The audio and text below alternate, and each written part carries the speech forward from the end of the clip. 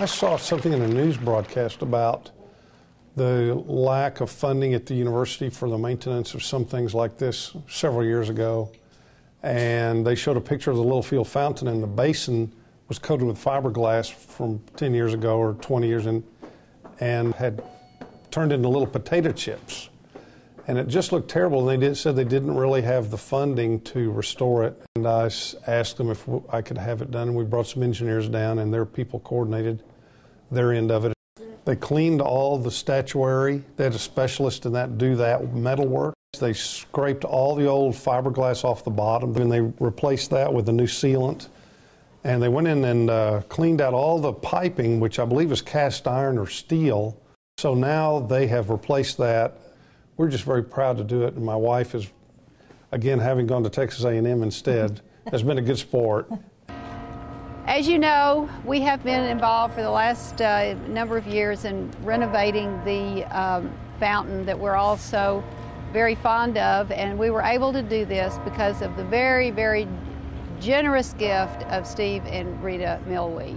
We just want to thank you so much. It's a terrific project. And I can say, with all honesty, without your help, we would not have been able to do this. We have many needs on the campus, and as much as we love the Littlefield Fountain, it just wouldn't have been possible without the gift from you and Rita. So, and on behalf of the university, I would really like to thank you for doing this for us. This thing was built 70 years ago. They probably didn't think it was going to be here 70 years later. Well, it still was, and that equipment was still what was put in back then. It had never been changed out. So now we've got a modern system below the ground that provides the support to make this thing work, and hopefully work for many decades to come. So again, I thank you, Steve, for that effort on your part. I promise not to make a speech.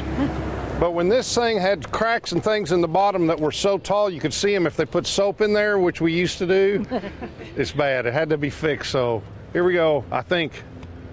Yay! Oh my gosh.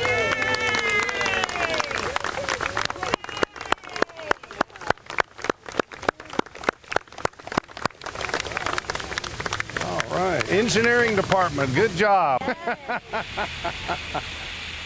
Having gone to the university and probably walked through that fountain and soaped it up a couple of times as a kid, I was very proud to be able to be a part of the restoration.